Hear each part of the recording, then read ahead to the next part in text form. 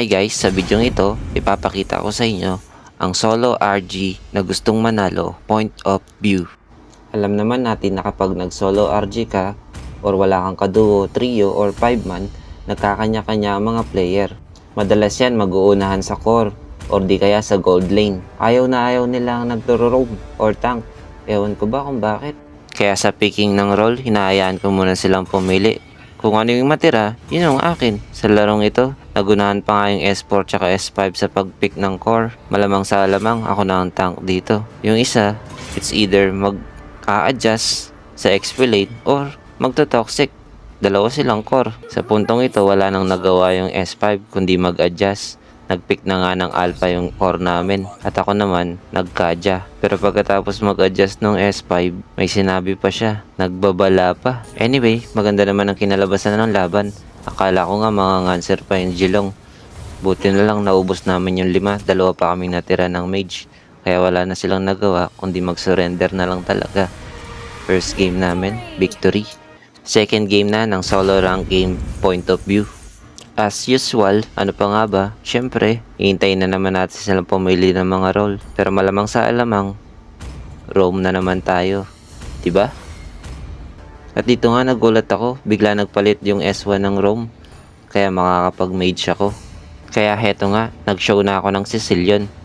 At sinwitch naman ako ng S3. Ang kaso, may balak pala ang loko. Tingnan nyo naman yung ipipick. Kimi? Kung alam ko lang talaga, ako na ang nag-roam, hindi na ako nagpa-switch. Random nga naman talaga. Siyempre, ang ending, obvious naman. Paano mananalo yun? Abugbog bear na kami. Tingnan nyo naman yung score. Talaga nga naman. Nanalo nga sa first game, binawi naman sa second game. Ay naku. At ito na nga ang third game ng solo rank game point of view. Dito nga ay nakapag-jungle na ako sa wakas. Montun, thank you. Pinagbigyan mo rin ako. At si Julian nga napili nating core. Nandito na pala tayo sa 333 laro. Digmana. Ay mali. Iba pala yun. Sorry. Kinat ko na nga pala yung video guys. Gusto ko kasi yung nasa climax na eh. Alam ko naman gusto niyo yung mga exciting part eh. Ayoko kayong naboboring eh. Kaya dito, isi-secure na namin yung Lord. At ayan, masisecure kami ng Lord. Kitang-kita naman sa score, di ba? Tingnan nyo, 34-7. Halatang lamang na lamang kami, no?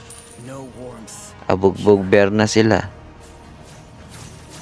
Siyempre, Julian yan. Top 1 barangay Julian yan.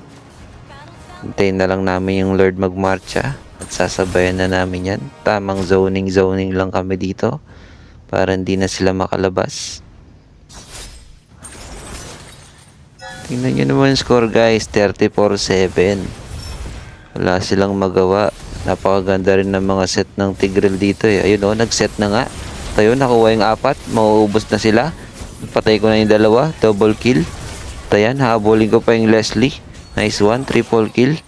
At ayun, mabibigyan ako ng tower nila. Napakasakit, Kuya Eddie. Pero wala na yan.